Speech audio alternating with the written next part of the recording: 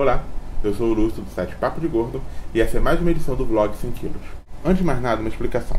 Essa edição do vlog atrasou cerca de um mês porque houve uma reformulação no cronograma de publicação do podcast Papo de Gordo.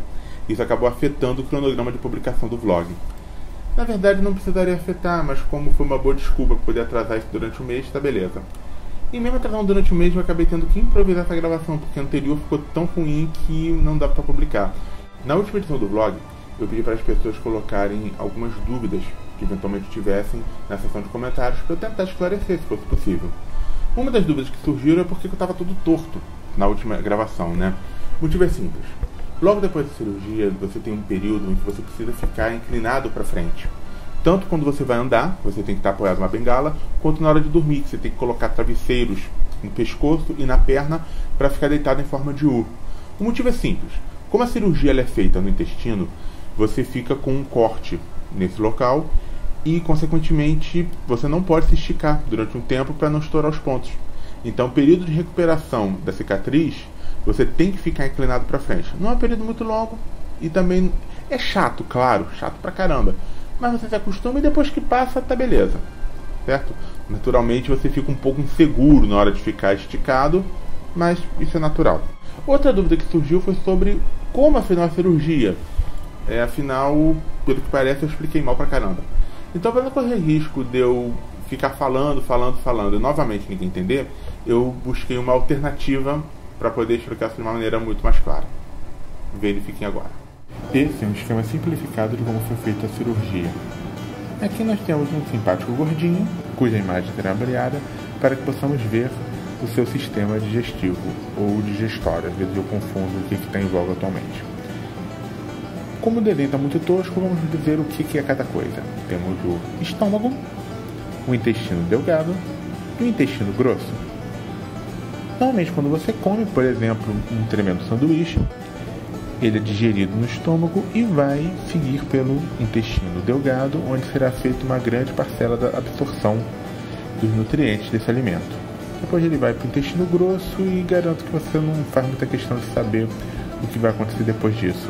O princípio da cirurgia do Dr. Lazzarotto é fazer uma espécie de atalho no intestino delgado, diminuindo o espaço que o alimento percorre, mas sem haver nenhum corte brusco com o restante do intestino. Ele ainda está lá com um anel diminuindo o espaço para o caminho maior, o que faz com que a maior parte dos alimentos passe pelo atalho, havendo consequentemente uma redução da absorção dos nutrientes e tudo mais dos alimentos.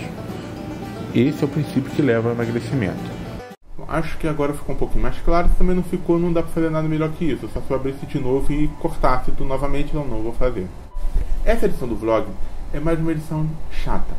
Não é uma edição muito divertida, é bastante informativa.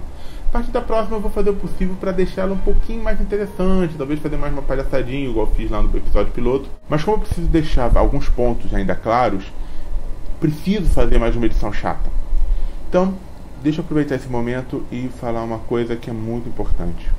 Muito importante mesmo, fundamental na verdade. Se você odeia sopa, que nem eu, você abomina sopa, você tem ódio de sopa, você tá ferrado. Muito ferrado. Na primeira semana, logo depois da cirurgia, a sua alimentação se resume a sopa. É uma sopa rala. Parece vômito de bode. É muito ruim. O vômito de bode é tanto em termos de consistência quanto de sabor. Agora, se você gosta de sopa, vai ser só a consistência. O sabor pode ser um pouquinho mais agradável. A não ser que você goste de vômito de bode. Não quero nem lembrar disso, porque foi um momento de muito sofrimento. Então vamos logo para as semanas seguintes. Até completar um mês e meio, a sua alimentação está limitada a um bife de frango ou de carne vermelha, ou até de porco, embora esse eu não tenha tido coragem de comer.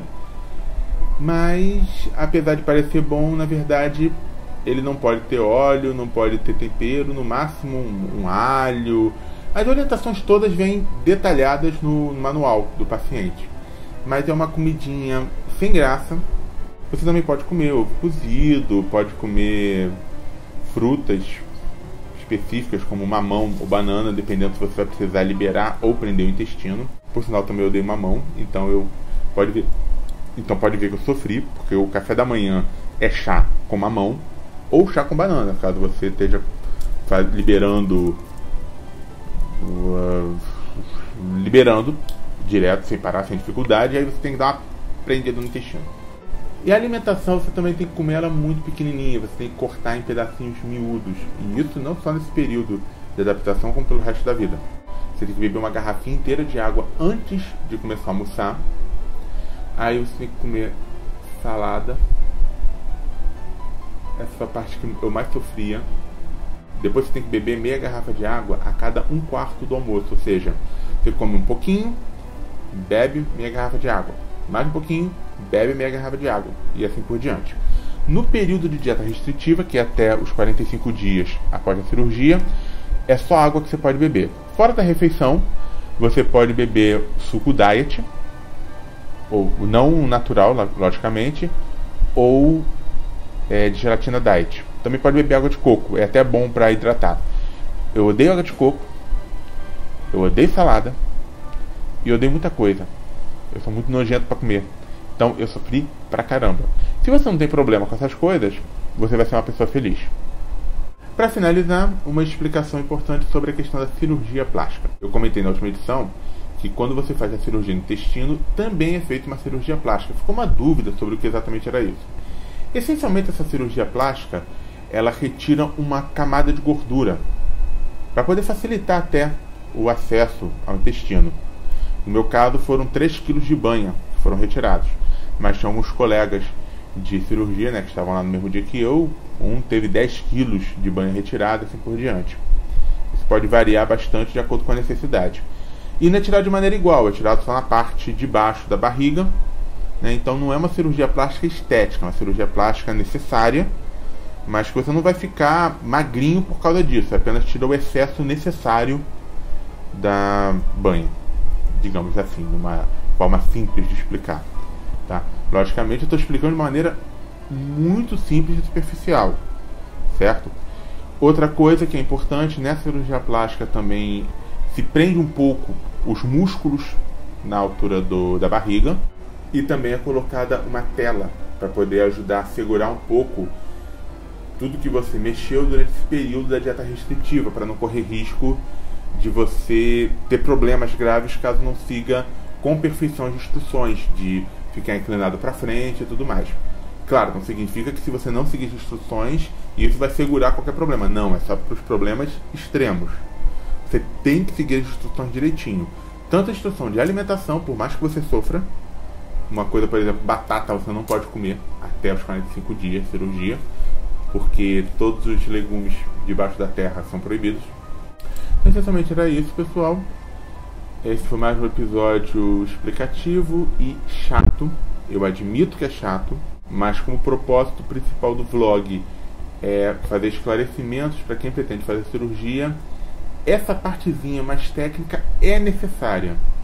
A partir da próxima edição, eu vou fazer o possível para poder trazer informação com um pouquinho de diversão.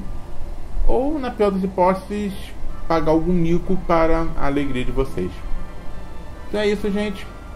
Obrigado por ter assistido mais essa edição. Qualquer dúvida que ainda permaneça, coloca um comentário aí no site. E é isso.